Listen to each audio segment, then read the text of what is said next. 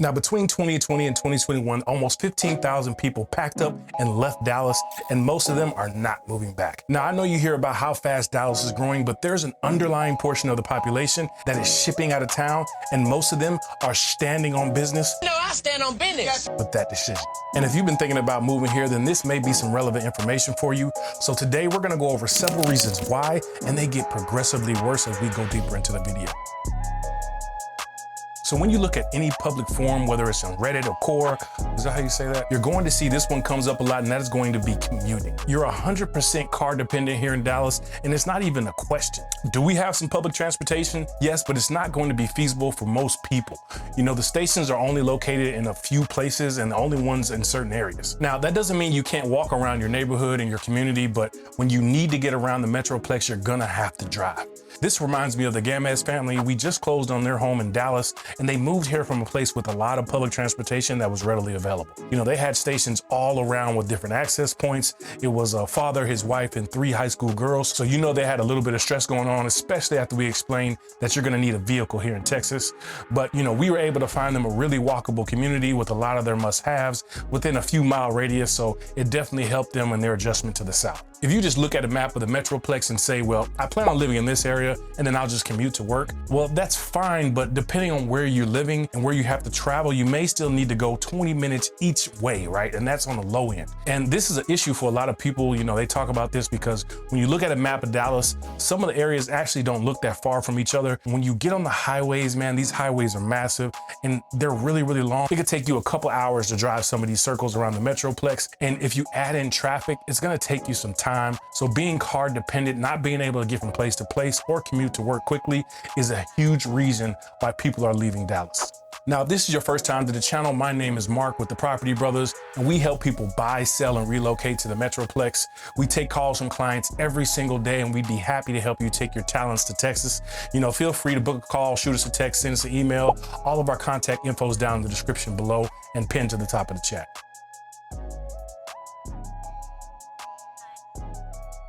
So number 2 on the list, and I'm gonna have to take you outside because you're not gonna believe me unless I show you. So we have one season that is 12 months out of the year, and that is construction season. As you can see, these homes are going up in this neighborhood and neighborhoods all over the Metroplex. Dallas has so much land and so many people are moving here, and there's a mass shortage of homes. Not to mention, you're gonna be dealing with all type of tire issues at least twice a year. We're talking about nails, screws, staples. You know, I've removed bolts from my tire. I remember the last time it happened was my wife's tire while she was on the way to pick up our son. You know, I was out of town at the time, but she was able to go to one of the shops that I frequent, and they were able to let her skip the line to get her going. So it's definitely a good thing to have some of these tire shops on speed dials. Now, it's typically about 10 to 15 bucks to fix, but I'll be honest, it gets on my nerves and it's pretty inconvenient having to take the time to go in there and get a patch, you know what I mean? I could be doing something better with my time. You also most likely are going to get a few dings on your windshield throughout the year from random objects being flung up, so just be ready to deal with that. And this is just the housing portion of the construction. They're building new shopping centers, there's constant construction on the roads, and they're trying to widen them all, honestly. It can be a bit of a shock for people, especially if you're coming from a smaller town. So if you're the type of person who really hates that extra car maintenance or, you know, wasting your time in the body shop, you may want to consider moving to a different place.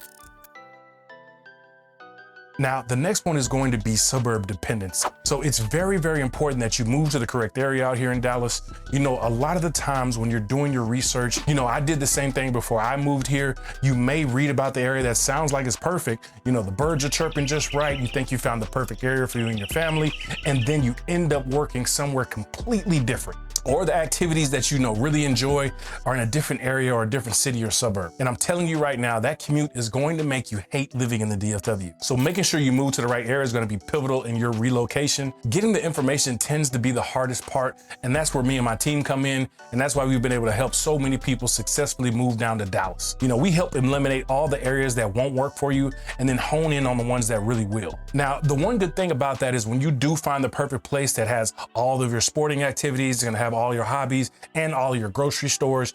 Everything is just a hop, skip, and a jump. So if you choose correctly, it can make things super convenient for you, and the area is gonna be self-sustained. It's not like you're gonna have to travel far and wide just to go to the grocery store or to do some of the shopping that you wanna do. Now, if you're looking for specific malls or something like that, then yeah, you may have to do some travel. But again, if that's something on your list of must-haves, we can hone in on that area that fits best for you. Now, as we get on down the list, we're gonna touch on some things that are a little more serious in nature. Now, I grew up partly in California and Mississippi, so I've had a different array of climates, and one thing that has people moving away from Dallas is some of the weather we experience here at times. Now, in California, we've never had tornadoes or heavy rain like that, but here in Texas, you'll have to deal with both of those along with some hailstorms. You're gonna have some flash floods in certain areas of the Metroplex. Now, it's nothing like what Houston experiences. I had a friend down there who was stranded at a hotel in North Houston for days because his first floor luxury apartment was 6 feet underwater. You know, he lost a lot of his valuables, electronics, paperwork. He had to file insurance claims to replace some of all the stuff that he lost, right? This is one of the reasons I say Dallas is better than Houston. You know, they can literally be underwater for days because they're so close to the Gulf. Heavy rains can affect certain areas more than others in Dallas as well. You know, another thing we have is gonna be the dry summers, right? It's gonna be months and months on end with no water coming from the sky. You know, a couple of my clients who moved here from Denver, they just weren't ready for that type of dryness, right? I remember them calling me and telling, you know, just how different the summers were here in Dallas compared to Denver. And I've experienced it myself, right? You know, I've experienced that firsthand. In Denver, it's hot, but you still have, you know, some rain showers. It's nice and green all over the place. There's still snow on the mountains up in the mountain areas. You know, it's pretty pleasant. But here in Dallas, you're not staying outside for more than 20 minutes at a time. And another thing that tends to happen when it gets so dry, the soil here is different than most places, right? Things tend to shift and move. The soil is made of clay, and clay tends to expand and contract with, you know, the change in the weather. So especially with our older homes, you may experience some water main breaks or foundation issues from the soil moving under your home. You know, I've been a victim of the pipes bursting, and let me tell you, with 2 kids, a wife, and a toddler, when water's rushing through your house, it tends to be a moment in time when everyone's looking at daddy to save the day. And you here to save the day. Listen, my handy dandy shop vac came in useful during that time for sure. Now, it doesn't happen so much with the newer builds as our engineering has come a long way over the years. Not to mention here in Texas, we have sprinklers pretty much dedicated to watering your foundation, but it's still an issue you should be aware of. You know, I'm really interested in where you guys are tuning in from. You know, what has you wanting to move down to the Metroplex? So drop us a comment down below. Like I said, I'm from Mississippi, you know, where there really isn't a lot going on economically. So I wanted more opportunities for me and my family. And I love hearing about some of the things you guys deal with and kind of compare what's going on here in the Metroplex. Now, number 5 on the list has to do with the heat. Now, this is something that doesn't matter which side of the fence you're on politically. That's right, Murray. I'm not political. It doesn't matter if you're religious or if you like 7-Eleven more than you like QT. It's getting hotter and hotter each and every summer here, and that's just the facts. You know, this year alone, we had 2 straight months of dry, triple-digit weather. I mean, it's brutally hot. Come inside. It's too hot out here. And the summer lasts all the way up until the end of October. So a lot of people here, you know, they try to sugarcoat it, but it's hot, hot. Right now, it's the end of November, so in the mornings, it's a little cooler, probably 50 degrees or so. And during the day, it's probably gonna be 60 to 65 degrees. So you can just imagine with temperatures like that in November, just how hot it possibly gets during the summertime. And I'm sure that might be what's pushing you away from the area that you're at right now. I really used to be a true heat guy myself, and I'm not gonna lie, guys, I found myself this year looking forward to the cooler weather, even though I'm not the biggest fan of the cold. So just understand, once you move here, it's something you'll have to get used to. So the next one is actually one of the major reasons why a lot of people move away from here, and you probably wouldn't believe it if I told you, but Dallas is ranked as the number 2 worst city in the nation for allergies. Now, luckily, I'm blessed to not have any allergies, but my wife, man, she goes through it. She's constantly buying them Zyrtec capsules. We bought humidifiers and all sorts of little gadgets, and she still finds herself sneezing every 20 minutes. You know, she's always coughing, kind of doing that. I've had to do some research to see what type of holistic remedies can help her out. You know, we buy organic honey, vitamin D pills, and thanks to some of your guys' comments, we've been able to, you know, kind of help her out with that, but it's still a constant every 2 to 4 months out of the year. And while we're on that subject, let me tell you about another allergy my wife has. So down here in Texas, it's inevitable you're going to be dealing with some type of red fire ants. Now for me, when they bite me, I got this little pimple bump thing, but my wife, whenever she gets bit, her whole foot swells up like 2 times its normal size. So those red fire ants can be, ferocious, and they're so small you won't even know that they're on you until it's too late. And while we're on the subject, you're gonna have to deal with other insects as well. You're gonna have to deal with wasps, beetles, flies, there's some cockroaches. It's just in your best interest to go ahead and hire a pest control company. And look, I'm telling you from my own experience, when we moved into this house right here in 2021, this is one of the new builds and they have the pest control built into the walls. And me being the countryman I am, I was like, nah, we don't need a company, to come and record. I'll just go to the store, buy some of the spray, do my thing every time I see them. Man, you'd see some of these ants in the house, then I'd shoot them with the Raid. I'd go outside, pour some gasoline on the ant mounds, and I just thought everything was good for about a week or so. And then another mound would pop up, and then another one would pop up, and then another one would pop up. So after I did this about 10 times, I just decided it was time for me to hire someone. So you can be super dad if you want. Listen, the guy's not Superman, is he? Just spend a few $100s to go ahead and protect your home from all these critters. It'll just save you a bunch of time.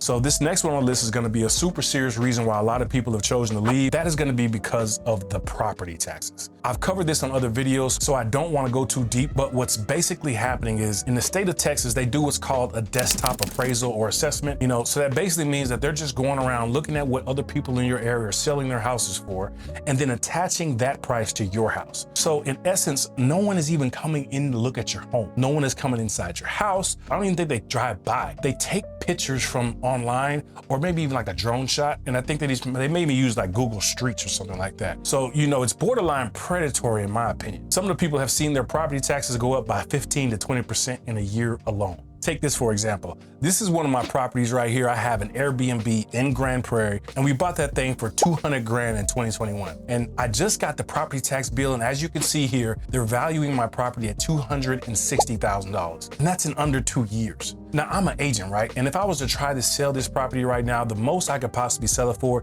is $245,000. So that's just an example of my own property and how crazy this can get. It's super frustrating because what I think a lot of people don't take into consideration is property taxes will also increase your monthly mortgage payments when your property taxes go up by that much, right? So if your mortgage was once $2,000, you could go up to $2,400 in a span of a year, which is probably not something a lot of people budgeted for. And this is just outright wrong because honestly, this is probably forcing a lot of people out of their home. Now, they did just pass a tax reduction bill, but I'm skeptical about how much that's actually gonna decrease them. There's a lot of pain being felt by a lot of people due to this issue. I feel like it's pretty crazy that they can just go in there and tell you what your house is worth and then tax you on it. You gotta love Uncle Sam. Now, I know what you're thinking, Mark, that doesn't really make me wanna buy a house in Texas, but you actually have to take it all into consideration. Here in Texas, we don't have a state income tax, so you'll save money on that end, and it kind of offsets, but the government's gonna try to get the money out of your pocket in some shape, form, or fashion. So one of my suggestions is to have some type of side business, have some type of side hustle where you can offset some of the taxes with some write-offs, but just know that taxes aren't going anywhere anytime soon. Now, a lot of people do hire a company to fight their tax increases, but in all honesty, it's really something that you can do yourself. You just, get with your realtor, pull your comps and send that over to the tax assessor's office, and then try to get those reduced. Now, with it being so hot, like we talked about earlier, and even though a lot of people are leaving, there's still a record amount of people moving into town. And that causes us to have rolling blackouts and grid issues over the whole state of Texas. I think a lot of people here are really sick of guessing whether Dallas can keep up with the amount of people. We do notice a lot of rolling blackouts in the summertime, and that's one of the big problems we keep seeing. And we experience random power surges that actually destroy the electronics in people's houses. We're talking about thousands and thousands of dollars worth of electronics. It tends to happen during the hottest points of the day, somewhere around 1, 2, 3 o'clock. And the issues will start tripping some of your equipment, right? So one thing I tell my clients a good idea to do is to invest in some surge protectors, especially for some of your major electrical components. I've had clients complain about, their thermostats, flat screen TVs, PlayStations. I just spoke with another client who told me this past summer one of his computers got fried and he ended up having to file an insurance claim and get a new one. So you definitely need to protect yourself from that. I've been reading some articles lately that state Texas is starting to really, redo their lines, basically building out the grid to sustain all the new people coming in. They're supposed to be putting in better materials, putting in new wires. It's something that they're really trying to focus on. But again, I'm a little skeptical because at the rate we're growing, I'm not quite sure they're gonna be able to really keep up with all that. But after a few of my clients had a situation like that, that was pretty much the final straw and they decided to ship out. Now, on the flip side, that ties into the construction we talked about earlier, but it's also bringing more jobs to Texas in general, which stimulates the economy. So that's one good thing I guess you can say about the grid needing to be updated. Now, one of the biggest issues I hear from locals and people moving out is they feel like things are really changing. Over the past few years, a lot of people have been moving into Texas from all over the country, and a lot of people in Texas feel like they're bringing their ideals with them, which may not necessarily match or align the way Texans are. I guess Lieutenant Dan figured there's some things you just can't change. You know, Texans are pretty conservative and they believe in less government, private property rights. So if you're going to move down to Dallas, I do challenge you, to keep an open mind and leave Texas the way it is. There's most likely a reason you're leaving the place you're coming from. And if you've chosen Texas, it's because all of the good things that you've heard about it. Now I'm gonna fill you in on where everybody is going when they leave Dallas. So a lot of people that live in Dallas have told me that they're moving out to the suburbs because they miss having that real sense of community, that downtown area just doesn't have. Especially in this fast-paced world, younger people moving more towards the city center. And with all of us on our phones these days, you don't really necessarily get that true sense of community like you do, say, in the suburbs. I know here in my community, everybody's tapped into the Facebook group. There's different events going on. You see different people at the pool. It's just a cool vibe. Our kids make friends and then the parents end up meeting and you come like family. We met our neighbors right when we moved into this house. They closed in their house about a month after ours, and we've hung out a few times and really built a nice bond. And my wife jokes all the time about building a pool in the backyard that goes under both of our fences, build a door so we can just kind of open it up and have fun in the summers. We're actually heading to their wedding in the next couple of months. So it's just something that's pretty common out here in the suburbs. And the suburbs is where most of the people who move out of Dallas are going. We've seen an influx of people from different states and countries move into the Dallas suburbs, but we've also seen a lot of people who live in Dallas County spread out a bit further into the suburbs, right? They're going to places like Plano, they're going to places like Frisco, they're going to places like Forney, Arlington, Celina, Prosper, McKinney. All these areas are popular and you can't really miss with any of those. But again, the biggest issue why everybody hates it here is because they probably moved to the wrong freaking spot. And that's where me and my team comes in to help guide you and hone in on those places that you want to live and keep you away from the places that you might not. And if you're looking at any more areas, you can check out this playlist right here.